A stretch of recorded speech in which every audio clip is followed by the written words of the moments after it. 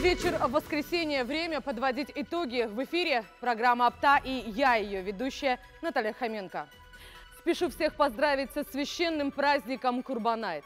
Пусть он станет надеждой на лучшее. Пусть принесет в наши дома счастье, а в наши сердца истинную веру в лучшее, спокойствие и добро. Всю неделю мои коллеги следили за главными событиями, о которых расскажем прямо сейчас. Смотрите сегодня в выпуске. Праздник мира, добра и истинной веры. Мусульмане всего мира отмечают Курбанайт, один из главных праздников в исламе. В Казахстане продлен карантин. Ношение масок на улице отныне обязательно. За нарушение новых правил грозит штраф. Работа на опережение. Аким области определил план первостепенных мер по борьбе с COVID-19. Лекарства есть. На приобретение необходимых препаратов дополнительно из бюджета выделено 500 миллионов тенге. Отдых во вред. Экологический десант высадился на Балхаше. Итоги рейда неутешительные. Поступить в ВУЗ, не выходя из дома. Подать заявку на поступление можно онлайн.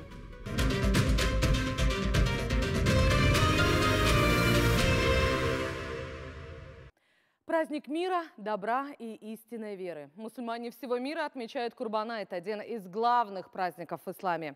Он символизирует духовность, чистоту помыслов, олицетворяет милосердие и сострадание.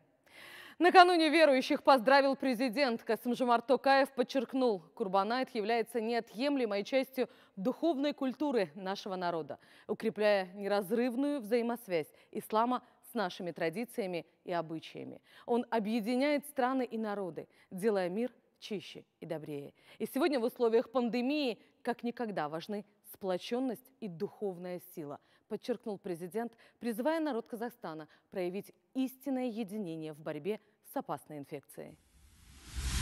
Укорененный в нашем самосознании Курбанайт призывает к миру и согласию, взаимоуважению и единству. Такие его ценности, как гуманность, нравственность, добропорядочность, созидание, милосердие, открывают путь к истинному добру. В борьбе с опасной эпидемией, от которой сегодня страдает все человечество, нам как никогда необходима нерушимая сплоченность. В такой сложный период очень важно поддерживать друг друга, проявлять высокую ответственность во имя благополучия народа. Если наши устремления будут едины, мы обязательно достигнем искомой цели. Говорю именно об этом, потому что суть Курбанайт заключается в укреплении взаимопонимания и единства народа. Терпение – лучшее богатство, говорят у нас в народе. Уверен, мы с честью преодолеем все испытания, как сильный духом народ. Желаю каждой казахстанской семье благоденствия. Пусть жертвоприношения, сделанные во имя благополучия народа, будут приняты Всевышним. Пусть Курбанайт принесет всем добро. Касым-Жомарт Токаев, президент Республики Казахстан. Курбанайт имеет древнейшую историю и глубочайший смысл, играет огромную роль в духовной жизни казахстанцев. Он способствует укреплению сплоченности нашего общества и сохранению нравственных ценностей. Отметил в своем поздравлении и аким области Амандык Баталов. Сегодня в сложное для всех время такие ценности, как гуманность, сострадание и милосердие, приобретают свой истинный смысл и заставляют всех нас быть чище и добрее. Дорогие земляки, в этом году праздник Курбанайт проводится в особых условиях карантина. Благодаря взвешенной политике государства, единству и взаимному согласию наших жителей, мы в скором времени сможем окончательно победить опасный вирус и вновь вернуться к привычному образу жизни. От всего сердца желаю всем крепкого здоровья, благополучия, успехов, мира и процветания. Пусть осуществлятся наши чистые помыслы, пусть благие дела, начатые вместе, будут плодотворными, пусть будущее будет светлым. Аким Алматинской области Амандык Баталов. Первый день Курбанайта в Казахстане уже много лет объявлен выходным днем. Так власти позаботились о том, чтобы граждане смогли достойно, с проведением всех традиций, отметить священный праздник. Конечно, в этом году Курбанайт прошел по-особому. Из-за пандемии казахстанцам нельзя было совершать общий айт-намаз. Все мечети закрыты. Верующих призвали молиться дома, чтобы не допустить массового распространения коронавируса. Впрочем, обязательных событий праздника никто не отменял. Так совершить священное жертвоприношение можно было онлайн, а также сделать главное – помочь всем тем, кто сегодня больше всех нуждается в помощи и милосердии. Как все это происходило, увидел мой коллега Дамир Анитов. Курбанайт один из главных праздников в исламе. Он напоминает о преданности человека Богу и отмечается через 70 дней после окончания священного месяца Рамазан. В этом году долгожданный праздник жертвоприношения в связи с пандемией коронавируса отмечаться, как в былые годы, не будет. Все действо пройдет в так называемом онлайн-формате. Согласно Корану, происхождение праздника связано с историей о пророке Ибрахиме. Однажды к нему во сне явился ангел Джабраил и велел ему принести в жертву своего сына Исмаила. Так хотел Аллах. Переполненный горечью, он все же не воспротивился и уже было хотел совершить обряд, как Всевышний затупил лезвие ножа. Ибрахим услышал голос Бога. «Это было испытание», — молвил Господь, и послал барана. С тех пор в жертву принято приносить животное.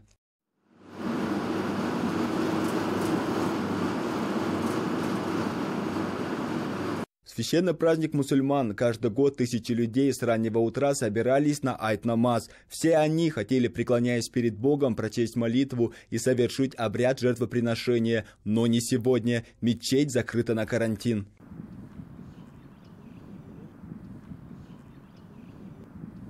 Согласно канонам ислама, жертвой может быть баран, верблюд или крупный рогатый скот в возрасте не ранее полугода. Жертвенное животное должно быть здоровым и не раненым, пояснил имам центральной мечети. В этом году в связи с пандемией жертвенных животных на территории мечети забивать запрещено. Выделено специальное место в восточной промзоне. После каждого жертвенного животного помещение моется и дезинфицируется, а мясо до раздачи помещается в холодильные камеры.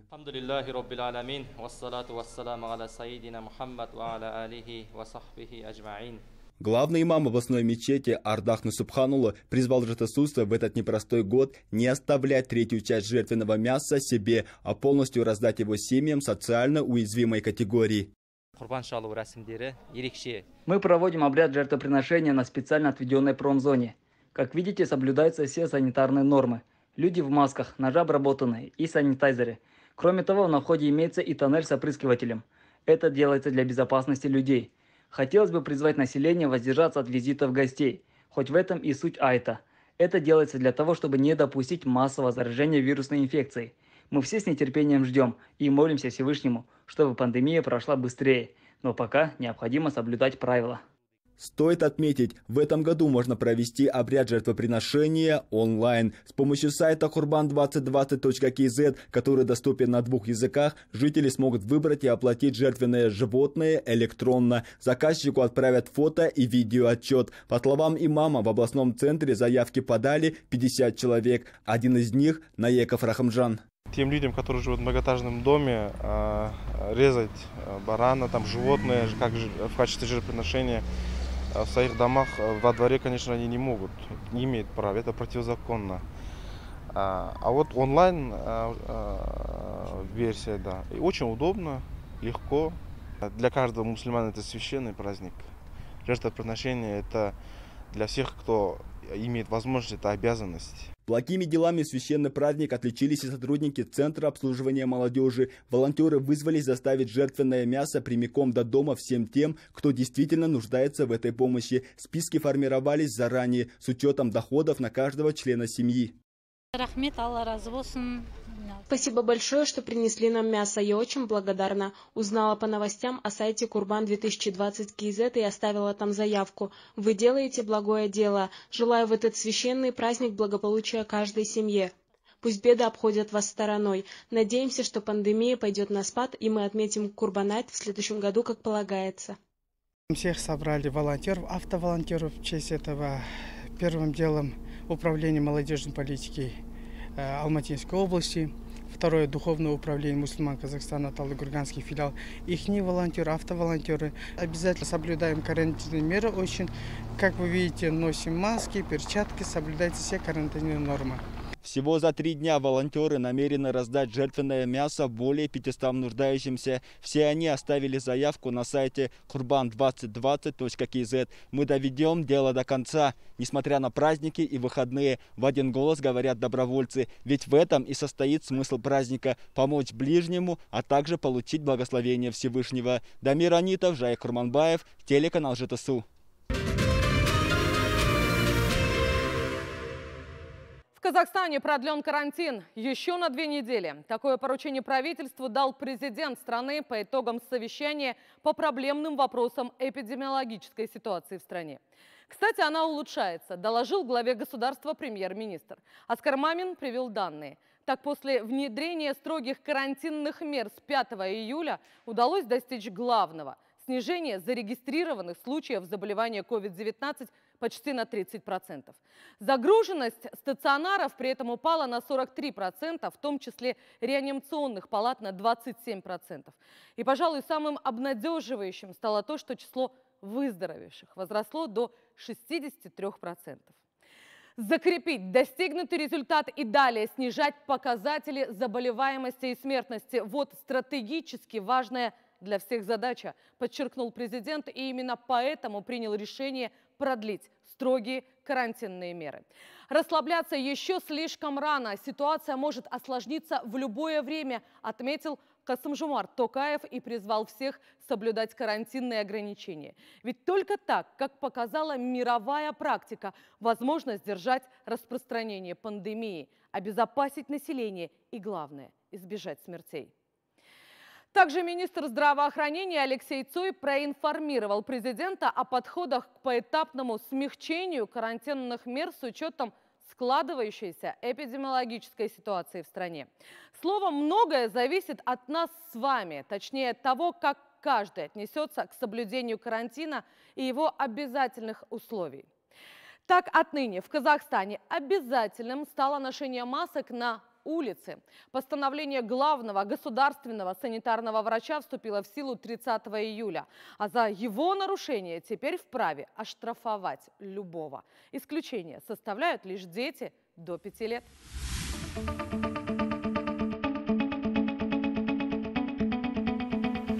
Согласно постановлению главного государственного санитарного врача Республики Казахстан, ношение защитных масок для населения отныне обязательно, как в закрытых помещениях, аптеках, магазинах, медицинских учреждениях, организациях обслуживания населения, в транспорте, так и на улице.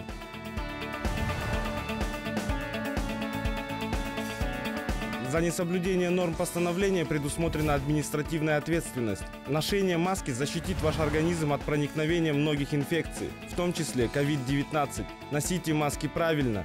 Ими должны быть прикрыты и рот, и нос. Используйте антисептик. Помните, наше здоровье в наших руках.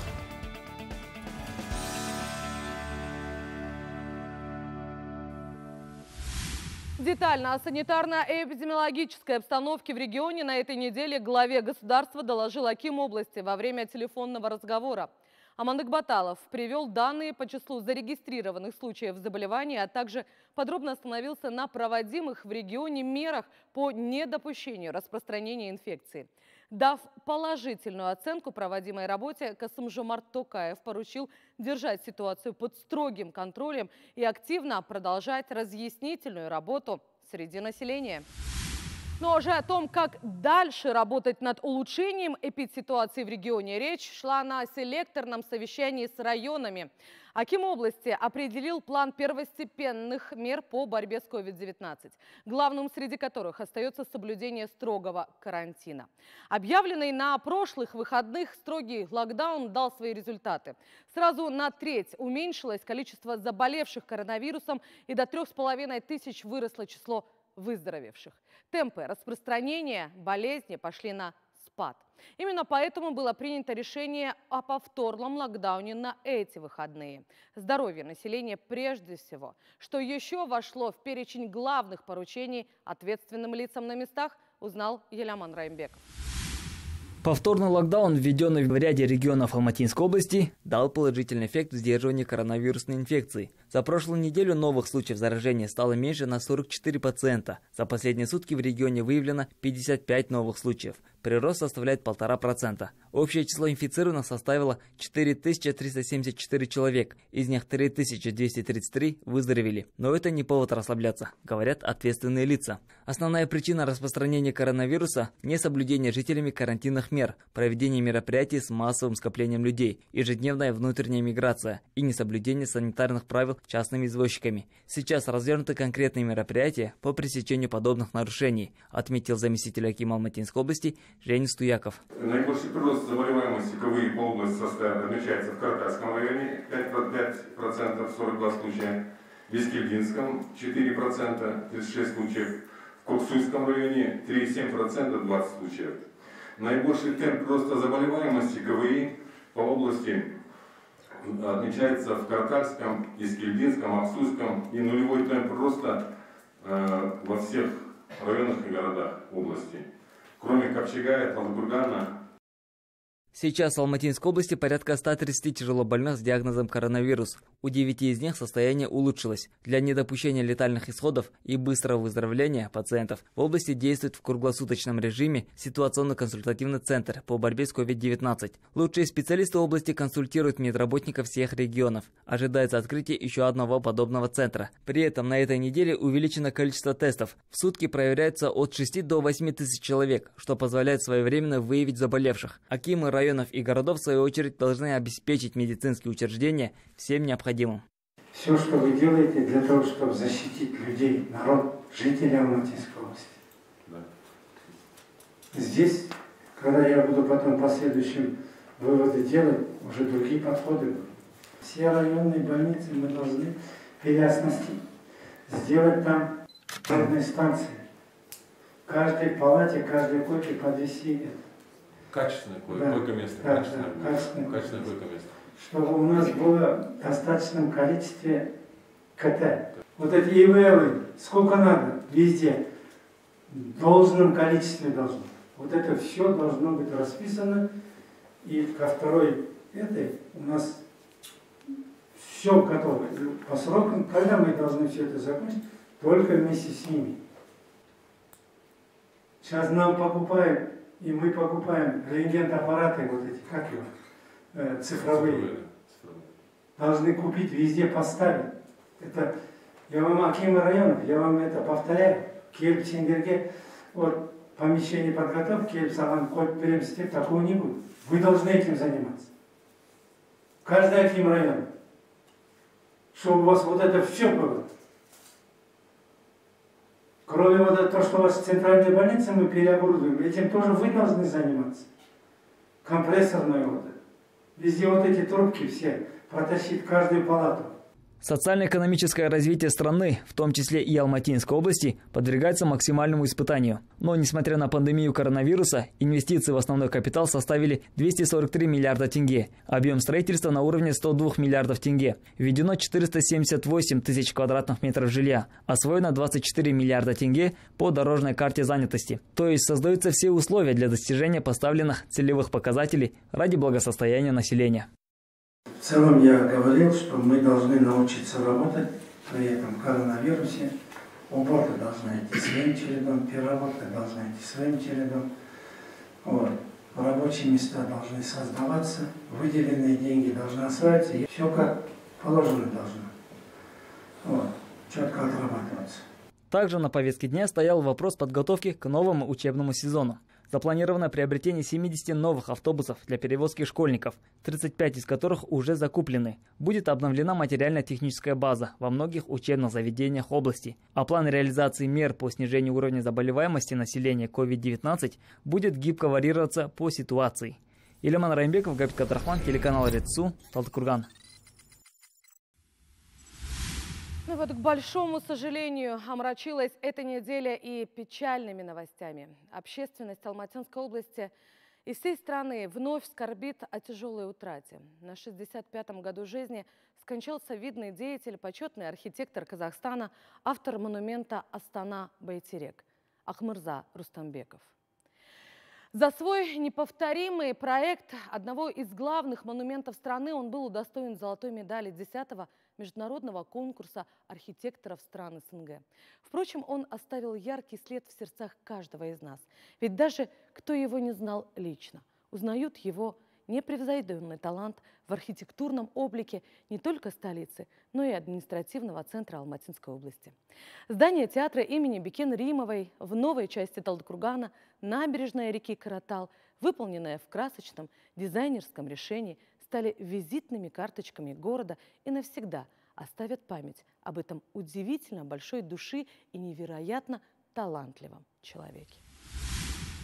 Почти 2 года областной центр украшает уникальное архитектурное строение – областной драматический театр имени Бекенримовой. Автором этого великолепного здания является заслуженный архитектор Казахстана Акмырза Рустембеков. К данному проекту, как и к каждой своей работе, он относился с трепетом и волнением, а результат считал достижением общего труда. Мне сложно говорить о своем произведении, но меня поддерживает и руководство области, и сам подрядчик Астрой Контрашин. Они верят, они хотят очень красиво сделать, и я этого требую, и волнуюсь, переживаю. Я ответственности больше. Конечно, это будет наш общий какой-то успех, не только мое, и строителей, и руководства, и заказчика. Акмырза Рустембеков оставил свой яркий след в становлении облика областного центра. Мы с ним вместе разработали проект арки на въезде в Талдыкурган. Он также является автором нового драмтеатра, который поражает взор своей изящностью и архитектурной красотой. Набережная Талдыкургана стала для жителей одной из любимых мест для отдыха. Акмырза продумал каждую деталь, чтобы добавить неповторимый колорит. В списке его авторских работ немало уникальных сооружений. Монумент Астана-Байтерек – одно из таковых. Символ независимого Казахстана практически сразу получил мировую известность. За эту работу Акмырза Рустембеков завоевал золотую медаль на 10-м конкурсе Международной ассоциации архитекторов СНГ. Эскиз этого проекта сейчас хранится в музее. У меня сохранилась копия. Держу для себя как талисман. Объект считается первым сооружением на левом берегу Есиля, поэтому мы столкнулись с рядом сложностей при разработке. Я счастлив, что являюсь автором Байтерека. Акмырза Исаевич Рустембеков родился 15 февраля 1956 года в поселке Кургалжин Акмолинской области. Он вырос в династии архитекторов, что, возможно, и сыграло роль при выборе профессии. После окончания Алматинского архитектурно-строительного института работал в разных регионах Казахстана, а потому можно сказать, что он внес свою лепту в создание всего облика нашей страны. Последние 20 лет Акмырза Рустембеков возглавлял Союз архитекторов. Он был настоящим профессионалом своего дела, чем заслужил огромное уважение со стороны коллег. Многие архитекторы не только нашей республики, но и зарубежья выражают соболезнования в связи со смертью Акмырзы Исаевича. От себя и от своей семьи я тоже выражаю соболезнования. Мы с ним были не только коллегами, мы были хорошими друзьями. Акмырза навсегда останется в моей памяти. Он отличался особым интеллектом, воспитанием, человечностью. Это невосполнимая утрата для нашего сообщества и всей страны. Знаменитый архитектор прожил 64 года. Свою жизнь он посвятил любимой работе и семье. Он был замечательным мужем, отцом и дедом. Вместе с супругой они воспитали 2 сыновей, имели 3 внуков. Благодаря безмерному таланту и трудолюбию Акмырза Рустембеков навсегда останется в памяти потомков. Надежда Белова, Мирёрт Кадырбай-Кызы, телеканал ЖТСУ. Понесла общественность края еще одну невосполнимую утрату. В понедельник стало известно, что ушел из жизни аким Талгарского района Жолан Умаров. В это просто сложно поверить. Ему было всего 41 год. Безутешными осталась семья, супруга и 4 детей. Акимом одного из самых крупных районов области Жолан Умаров был назначен в сентябре 2019 года. И за столь относительно короткий период смог сделать очень многое для процветания региона и улучшения жизни его населения. А до этого назначения руководил крупным Раимбекским районом, где тоже внес свой неоценимый вклад в дело социально-экономического развития региона. Он навсегда останется в сердцах своих земляков, оставив след своими благими делами. Он был настоящим профессионалом, отзывчивым человеком, настоящим другом и самым хорошим отцом и сыном. И утрата эта невосполнима.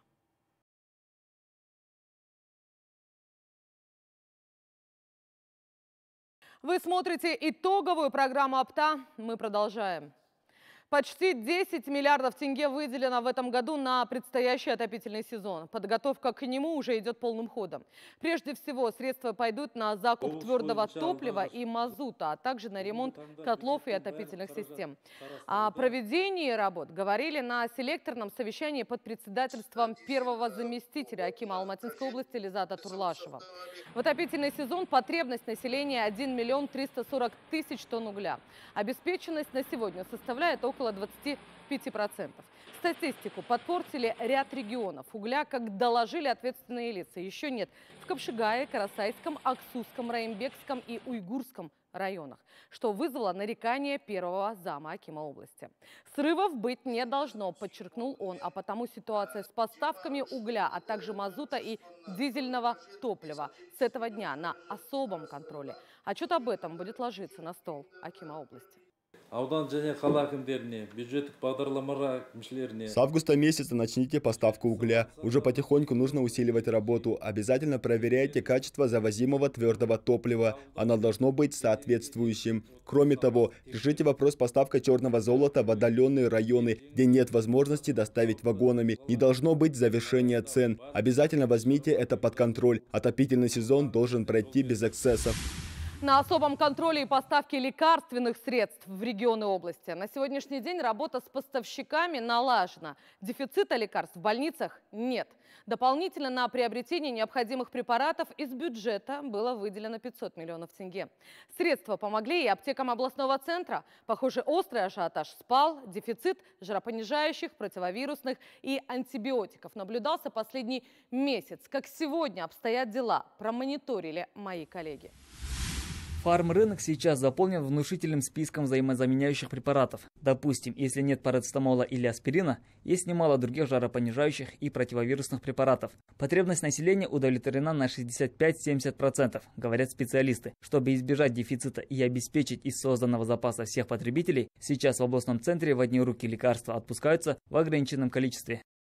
Город Талдыкурган является областным центром, и нашими аптеками пользуются и жители близлежащих районов. Они тоже приезжают и здесь покупают лекарства, поэтому какую-то там недостаточность можно наблюдать. Но в принципе сейчас поставки идут регулярные, и положение по сравнению с первыми неделями июля сейчас значительно улучшилось.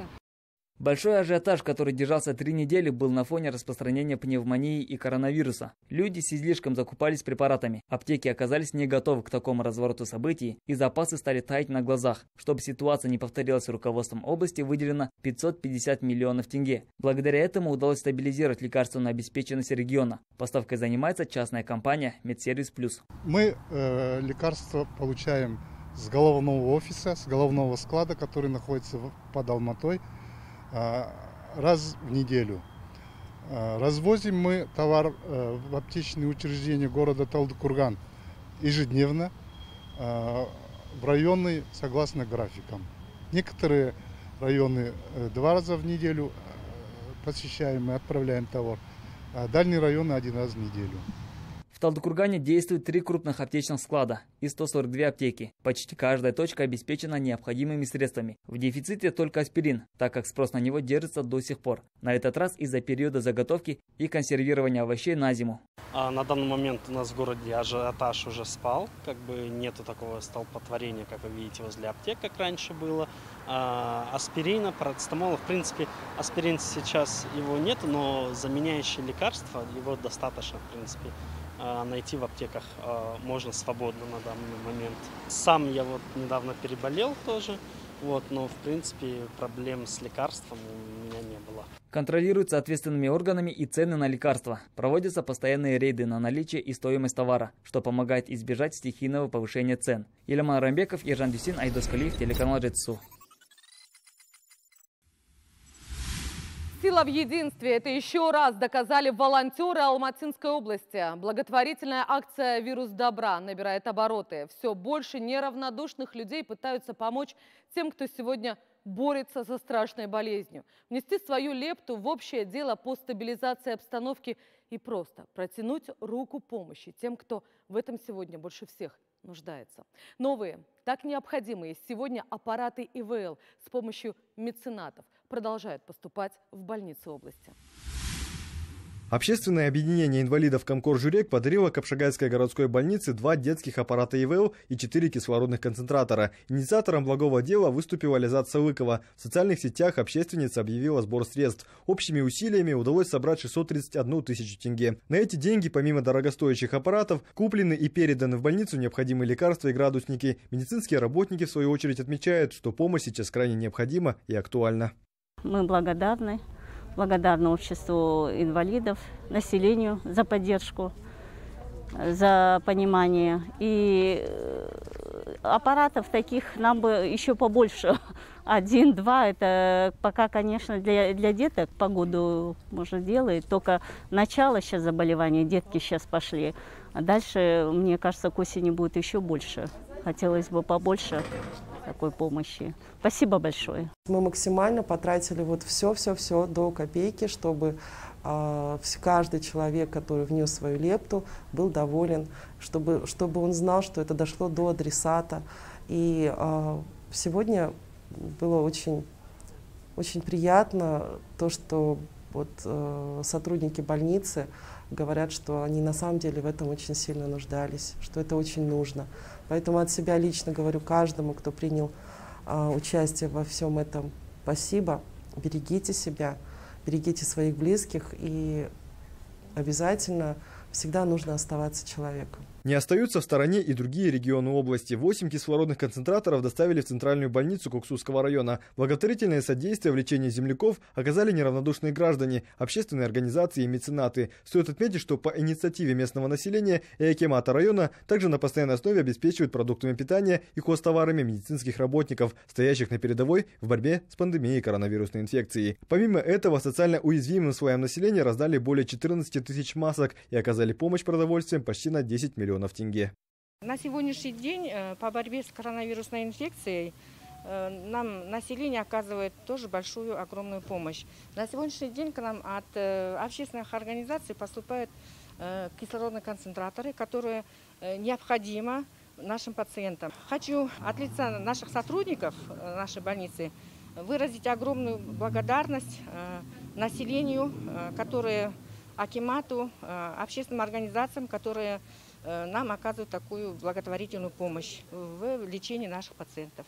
Активную поддержку социально уязвимым слоям населения оказывают волонтеры и неравнодушные граждане. Сразу 10 многодетных и малоимущих семей Талдыкургана получили помощь от меценатов области. Продуктовые корзины доставлены волонтерами фронт-офиса МРМД ЖТСУ по заранее отобранным адресам. В коробке с провизией все самое необходимое – мука, масло, сахар, макароны и даже арбузы с пиццей. Инициаторами благого дела выступило руководство сетей кафе быстрого питания Пати Фуд. Волонтеры к выполнению доверенного им дела подошли со всей ответственностью. Волонтерами фронт-офиса МРМД ЖТСУ была возобновлена удвоенная работа по оказанию помощи многодетным, нуждающимся семьям, продовольственными продуктами, гигиеническими средствами. Также эти все средства берутся от спонсоров наших предпринимателей, которые оказывают такую спонсорскую помощь. Также с нами ездит медицинский сотрудник, который раздает антисептики, маски. Мы вновь возобновили свой колл-центр 404-404, где мы полностью собираем заявки по оказанию помощи. В очередной раз волонтеры, меценаты и простые люди доказывают свою сплоченность и единство. За участие в судьбах земляков в этот сложный период представители молодежных организаций области выразили благодарность общественным деятелям. Аналогичные мероприятия были проведены в 17 районах и 3 городах Алматинской области, где, включая Талдыкурган, зарегистрированы 2074 волонтера. Алексей Цой, Айдос Калиев, телеканал ЖТСУ.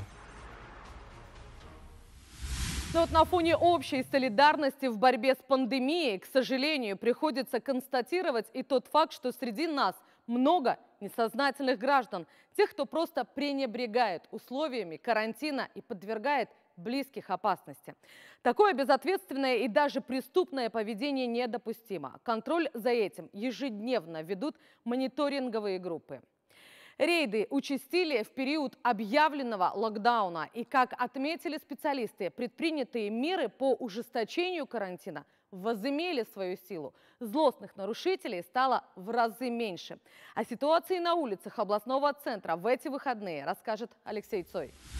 Сознательность населения растет, об этом говорит статистика. Так, если в апреле в Талдыкургане было выписано около 80 штрафов, то за прошлый месяц число оштрафованных сократилось вдвое. Но если раньше административную ответственность несли, как правило, юридические лица, то теперь за нарушение карантина будет отвечать и каждый из нас, причем немалой суммой. Требования простые – носить маски, перчатки, соблюдать социальную дистанцию. За этим ежедневно следят сотрудники городского СЭС, устраивая рейды. Особое внимание соблюдению всех санитарных норм в период 3-дневного локдауна.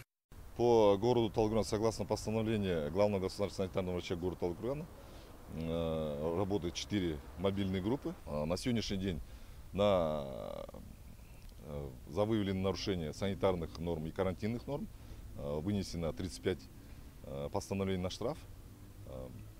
В настоящее время работа продолжается. По городу Талдыкурган, согласно постановлению, по городу Талдыкурган работает только продовольственная группа товаров, то есть продукты питания, с 10 до 20:00. За нарушение санитарного режима полагается административный штраф 30 МРП на физическое и 230 МРП на юридическое лицо. К слову, теперь постановлением главного государственного санитарного врача страны ношение масок на улице стало обязательным. К нарушителям будет применяться административная ответственность. Особое внимание к объектам предпринимательства, где все санитарные нормы должны быть соблюдены.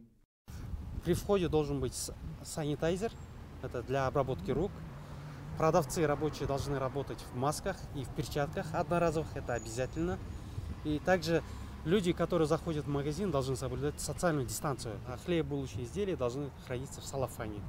По Талдыкургану с начала карантина мобильные группы проверили более 600 объектов бизнеса и услуг. Нормы, констатируют специалисты, выполняют не все. Впрочем, в целом ситуация под контролем. Ужесточить за этим внимание намерены и далее. Главная цель – прервать цепочку заражения и снизить число заболевших. Стоит отметить, теперь предприниматели не будут наказывать за несоблюдение правил карантина клиентами. Так что каждый лично будет отвечать за выявленные нарушения. Алексей Цой, Нурбек Журенбаев, телеканал ЖТСУ. Впрочем, и после выходных без особой надобности лишние передвижения по улицам лучше не совершать, предупреждают специалисты. Помните, наше здоровье в наших руках. Ну а ряд государственных услуг можно получить и вовсе, не выходя из дома. Почти в 2 раза увеличилось количество запросов на сайт электронного правительства в период пандемии. Однако, несмотря на большую загруженность, работа портала не дала сбоя. Обеспечить бесперебойную работу удалось благодаря заранее принятым мерам. Подробнее о них расскажет Дамир Анитов. В период пандемии значительно увеличилось количество онлайн-заявок. Люди осознали, что не стоит без особой надобности выходить из дома и подвергать себя риску. Практически все нужные услуги можно заказать через сайт электронного правительства. Для этого необходим лишь современный смартфон или компьютер с выходом в интернет. Мне вот надо было получить удостоверение. Первоначально я сдала документы без большинства пространства в очереди. Спокойно зашла, получила, все справки сдала. И вот сегодня пришла получить, тоже все спокойно, все нормально. Прежде чем прийти в ЦОН, надо запланировать бронь и после с бронью пройти. На сегодня через ЕГОВ.КЗ можно получить 608 услуг, не выходя из дома. В их числе справка о несудимости с места жительства, подача ряда заявлений и многое другое. В бумажном же виде с обязательным посещением ЦОНа оказывают 106 видов заказов. Для того, чтобы посетить учреждение, необходимо заранее забронировать время на сайте электронного правительства.